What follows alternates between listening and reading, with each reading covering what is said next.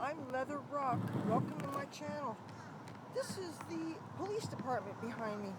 And the reason why I'm filming in front of the police department is because this is a story time about a terrifying incident that happened to me last night when I had to call 911.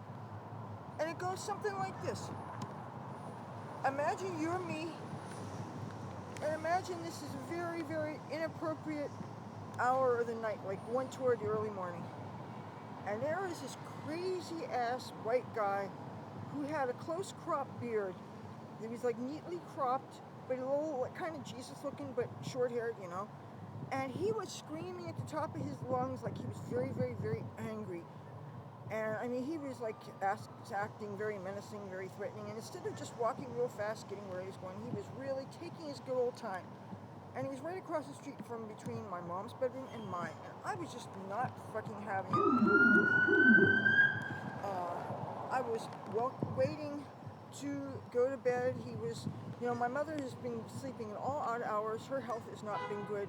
And again, this whole thing about feeling safe and peaceful in your own home and all that. Now, usually I only call the non-emergency number, but I opened up my window, which was probably a mistake, and I told the guy he needed to tone it down a few decibels, and he got threatening to me. He started throwing 2x4s and pieces of wood and stuff up toward my window and yelling at me, telling me that he was going to knife me and stab me a bunch of times and all this stuff. And I said, you and what army? Because I thought to myself, well, you know what? I'm going to call the cops and I'll have him engaged. And because cops would take something like this seriously, right, they would show up. And since he doesn't exactly fit into the hood well, they nab themselves a criminal. So, and anyway, the guy kept on yelling and screaming and stuff, and he started kicking my front door. And I had dispatcher on the line, and they could hear me screaming back and forth to this guy and this guy's threats. And I know darn well they heard. And I gave my street address. I gave not only the address, but, between this and that and this and whatever.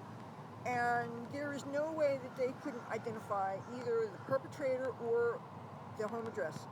And I figured because this was a serious thing, and this guy was, by this point, he was kicking my front door. And I don't know how good the screws are and the deadbolt and all that stuff.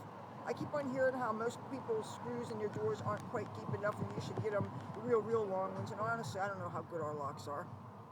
So I'm figuring, okay, the cops are going to come, right? And he was saying he remembered my house, and he kept on saying, come on out, and he wanted to stab me. And at this point, I got this big lead pipe that another person that lives here leaves by our steps for just in case somebody broached our front door. And I was ready to defend myself with it, but I figured, again, the police would be here. And I don't know what it is with us calling from my home address and the police not even coming. And it's not even like them showing up 2 hours later and just after the guy was long gone. He could have gotten into our home. He could have attacked me, my mother, the cat. He could have done whatever. Could have gotten away with it. And when the police don't come when you call them. And I understand there's certain times when they're stressed because their resources are stretched, because I understand they have to determine, and it's the dispatcher's job, determine how serious a threat is and how crucial it is to dispatch a cop to get you. But I would think when a person is threatening you, trying to break your windows, trying to gain entry, all because you have the nerve to complain that they're being noisy, you would think the cops would dispatch somebody quickly. And I was waiting, the cops never came. This must be like the third time we have called and the police department has not come. I don't know why this is. We don't call for unimportant reasons.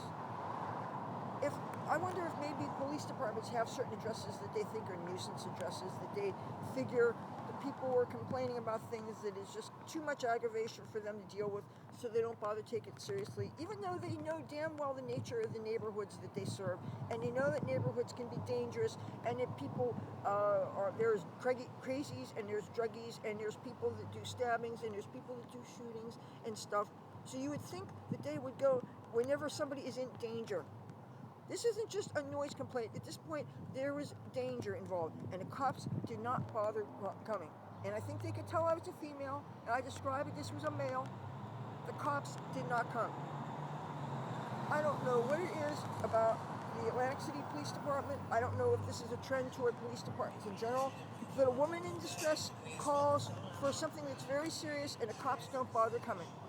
Or if they do show up when there's a disturbance, they don't even stop. They just flash their lights and they think that people are going to be scared and, oh, I better tone it down. No, as soon as the cops leave, the people keep on doing what it is they're doing. And this time the cops never came at all.